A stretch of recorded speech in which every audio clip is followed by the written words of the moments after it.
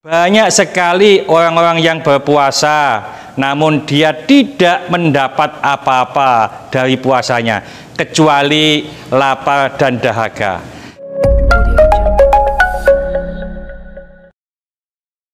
Assalamualaikum warahmatullahi wabarakatuh.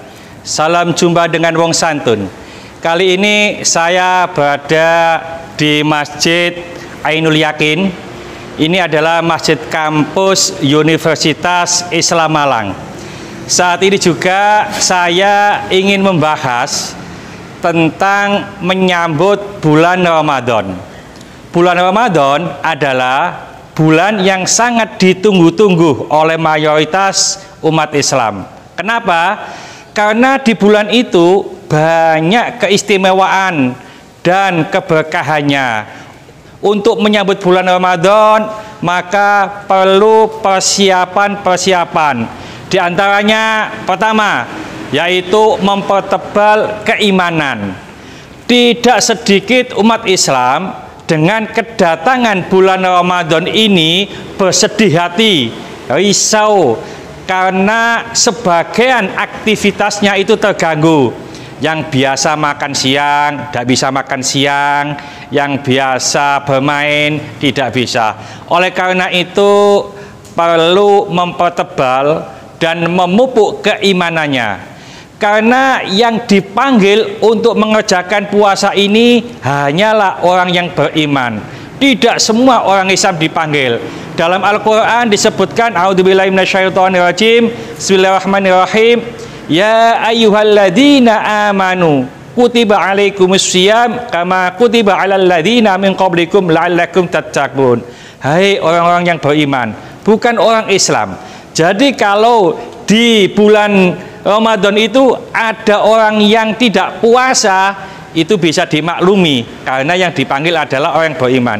Diwajibkan atas kamu berpuasa sebagaimana diwajibkan atas orang-orang sebelum kamu agar kamu bertakwa. Inilah untuk mempertebal keimanan sehingga kita bisa melaksanakan ibadah puasa dengan baik. Yang kedua, persiapannya adalah menambah pengetahuan tentang ilmu puasa. Kenapa? Supaya puasa kita itu sah, maka perlu mengetahui ilmu tentang puasa, syarat-syarat puasa, rukun puasa, yang membatalkan puasa, dan sunnah-sunnah puasa itu sendiri. Dan tidak sedikit di antara umat Islam yang puasanya hanya mendapatkan lapar dan dahaga saja, meskipun puasanya sah, artinya tidak mendapatkan pahala puasa. Dia tidak perlu mengulangi untuk melaksanakan puasa di tahun depan, tapi tidak mendapatkan apa-apa. Dalam kitab Ihya Ulumuddin, kitab ini dikarang oleh Imam Al-Ghazali, beliau menukilkan sebuah hadis bahwasanya Rasulullah Shallallahu Alaihi Wasallam pernah bersabda, kam min shaimin laisa lahu min siyamihi illal ju' wal atos. Banyak sekali orang-orang yang berpuasa, namun dia tidak mendapat apa-apa dari puasanya, kecuali lapar dan dahaga. Hadis ini diriwayatkan oleh Imam An-Nasai dan Ibnu Majah. Ada hadis lain yang juga dinukil oleh Imam Al-Ghazali, bahwasanya Rasulullah Shallallahu Alaihi Wasallam pernah bersabda, khamsu yuftirna shaimi al-kadzibu wal ghiba wan namima wal yaminul kadziba wan nadar bisyahwah. 5 perkara yang dapat membatalkan pahala orang yang berpuasa, yaitu pertama bohong, yang kedua riba, yang ketiga adu domba, yang keempat adalah bersumpah palsu, dan kelima adalah memandang dengan syahwat. Oleh karena itu, kalau kita mampu memiliki ilmu tentang puasa, maka puasa kita menjadi sah dan mendapatkan pahala. Lalu yang ketiga, ini adalah persiapan-persiapan menjaga kesehatan dan stamina fisik. Kenapa? Persiapan fisik ini agar tetap sehat dan kuat, maka di bulan puasa ini sangat penting, mengingat kesehatan itu merupakan modal utama dalam beribadah.